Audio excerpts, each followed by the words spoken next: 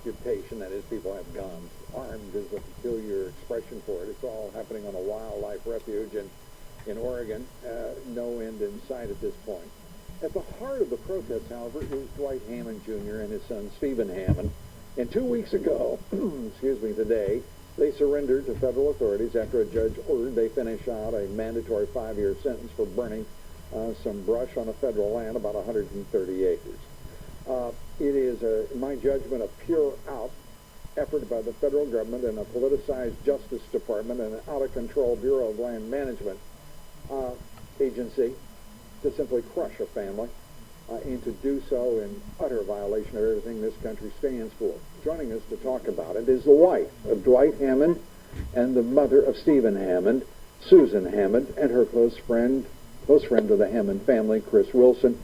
Mrs. Hammond, I want to say, first of all, my heart goes out to you and your family, and your friends, the community, and frankly, the country, for what you're going through. Your husband and your son have been in prison for 2 weeks now. How are they doing? I believe they're doing as good as they can under the circumstances. How are you holding up? You've got a family, a ranch to run. You got some help, but it's tough. Has anybody from your congressional delegation, any one of the 2 senators from your state, called you to say, what can we do to help to make this right?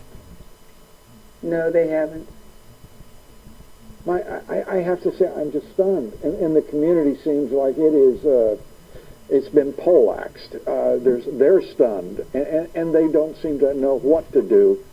Yet, 2 members of your family are in prison because they did a backfire, set a backfire on your ranch land and the federal land that you had grazing rights to, which, as Congressman Greg Walden has said, ranchers do that all the time, and sometimes it's the BLM doing it and not notifying the owner when they do a backfire on private property.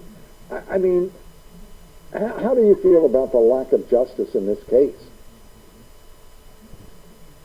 It's nothing new. That's how it is when you live out in the far lands of eastern Oregon, when the majority of the land is government land and a majority of the people work for the government. And to those who don't know, watching us right now, in Oregon, that number rises above half the land in Oregon is federal land. Across the West, most states, it's about half. It rises to 80% in a state like Nevada.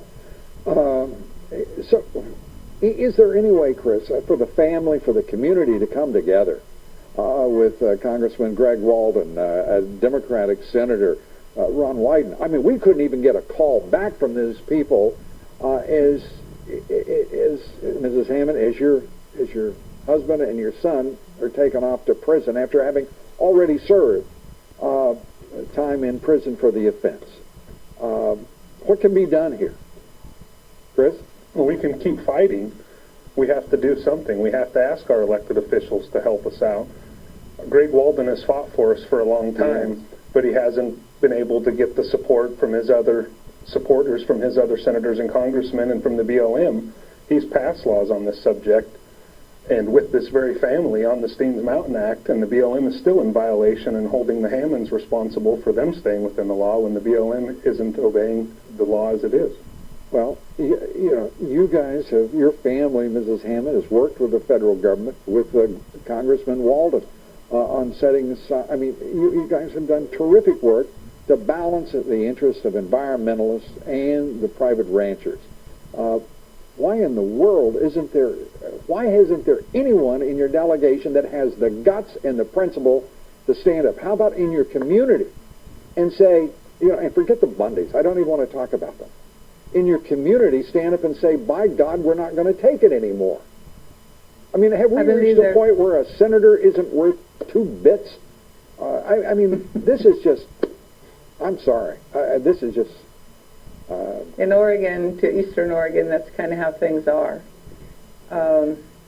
It's too bad that our our voting population is on the west side of the state, and the sparsely populated ranching communities in eastern Oregon don't really compete in the voting arena. Right. It looks like that the federal laws or the local laws would have to be obeyed by either side of the equation, but that's not the case. Mrs. Hammond, Mr. Wilson, if I could ask you, we're out of time here. Could I ask you to come back and join us as we go through this? We're going to try to do everything we can to be of any help, at least let people know about the outrage, and talk to, I mean, there's something that, this cannot just stand. I know that as I feel that, you must feel it by orders of magnitude beyond anything I can conceive. I salute your courage, and I salute your example, Susan Hammond, and that of your family. Thanks for being here. Thank you. Thank you.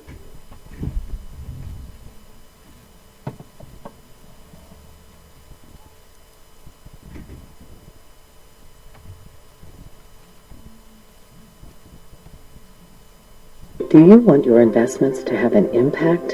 At American Century Investments, they can. Every investment you make toward your financial goals can be an investment in yourself and the future of others. We have distributed more than 40% of our profits to innovative medical research dedicated to uncovering the causes, treatment, and prevention of diseases like cancer. Since 2000, our support has exceeded $1 billion. It's what we call profits with a purpose. Going to bring in another special guest, a politically active, legendary actor and musician, Pat Boone. Pat, thank you so much for joining